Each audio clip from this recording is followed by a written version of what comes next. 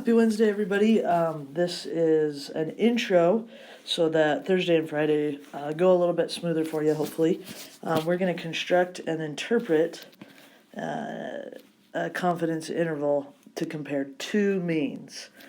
All right, so a little bit different strategy here than what we did on Monday and Tuesday. So March 3rd, hopefully this helps.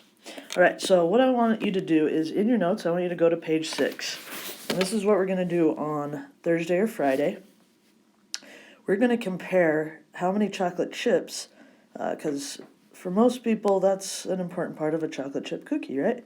So we're going to compare the chocolate chip cookies in Chips Ahoy to Kroger brand Chipmates and see if there's a difference if one has more chocolate chips than the other, right? And so instead of just comparing and doing a confidence interval one compared to the other, we can just do it in one confidence interval, right?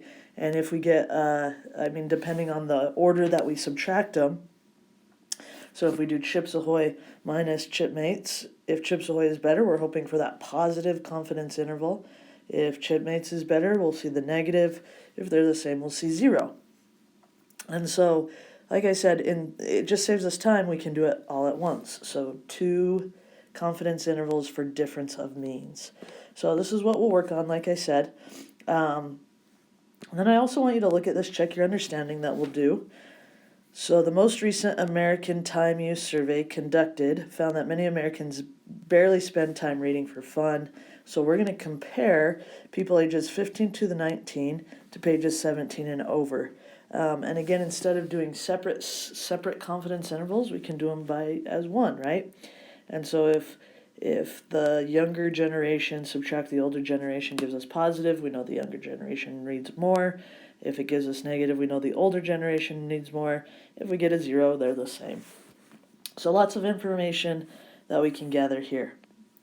And now I want you to look at this page right here. This is page 8. Confidence intervals for paired data. Explain difference of means versus mean difference.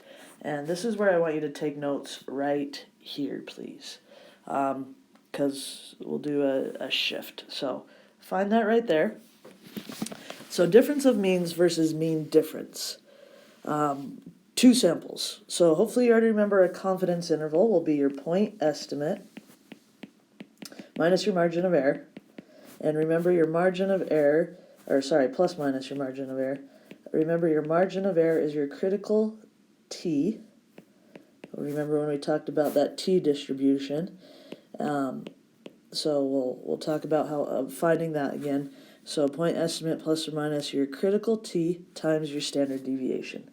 But what if we were going to work with 2 samples, which you're going to do on Thursday and Friday? So the reason that you're watching this video is because there's actually 2 different types of confidence intervals for the difference in the populations. The first one is difference of means, and it is exactly what the name implies. We're going to find the difference between 2 means.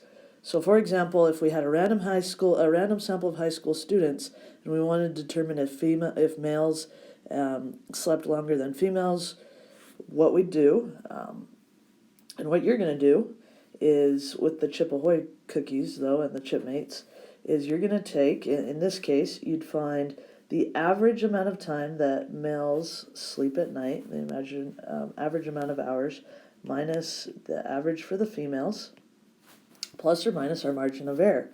Notice our margin of error, this is on your formula sheet, and you'll look at it as you do the activity on Thursday. Your margin of error will be your standard deviation for the statistics squared divided by our sample size plus, so notice we're subtracting, we're finding a difference, but remember with standard deviation you can't subtract, okay? You can't lose that variance. So you will add the standard deviation of the females squared divided by that, and then we'll have a confidence interval, right? If it's negative, it means that females get more sleep. If it's positive, it means males get more sleep. If it's 0, they get the same. Okay, so this is difference of means. We literally, as you can see here, are finding the difference and then getting information from that difference. So here's another example. Tom is a Christmas tree farmer and wants to determine if the Douglas fir or the noble fir grow taller on his land. He takes a random sample of 30 Douglas, 30 noble, and measures their heights. So same thing, right? He'd find the average height for the Douglas, and then he'd find the average height for the noble. He'd subtract those, and then continue with his confidence intervals.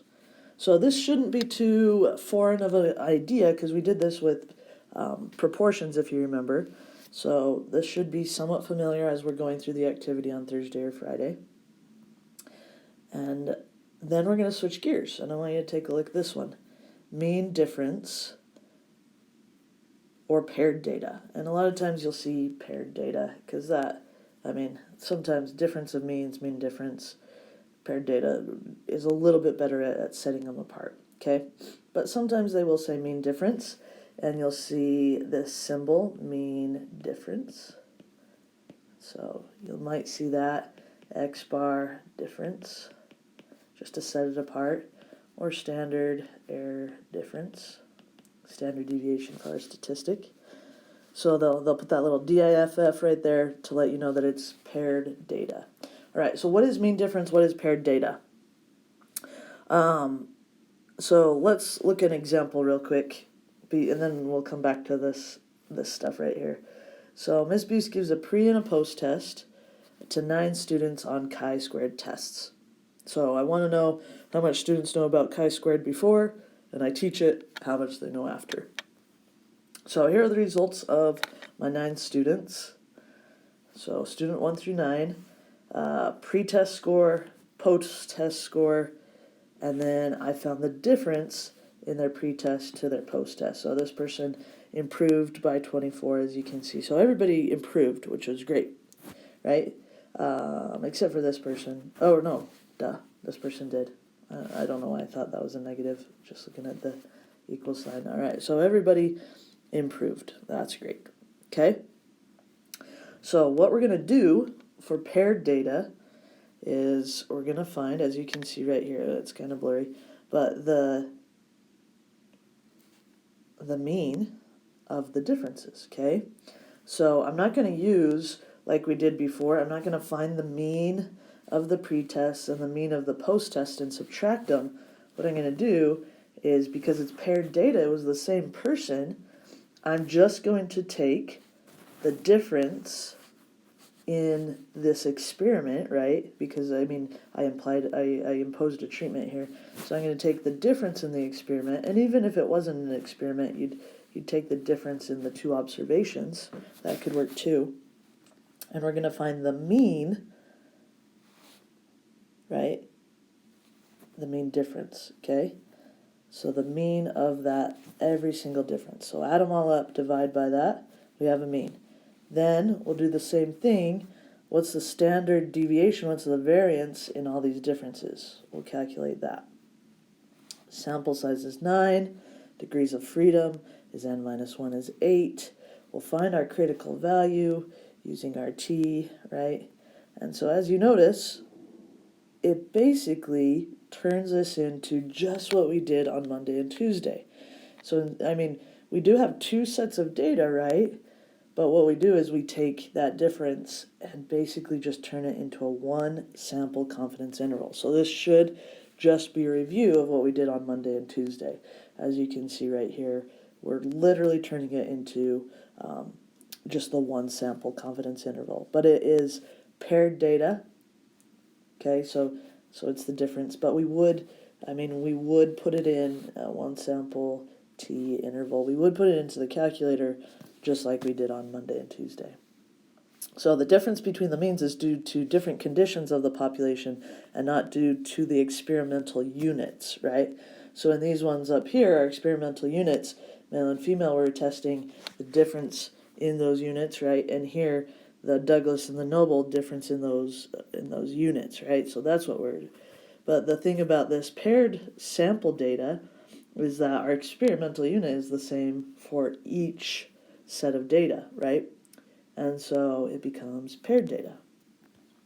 And so right here, just a reminder, as you saw earlier, first we find the difference between the 2 samples, before and after, subtract those, and then we calculate the sample mean and standard deviation using that list of numbers. So like I said, it basically becomes a one sample confidence interval.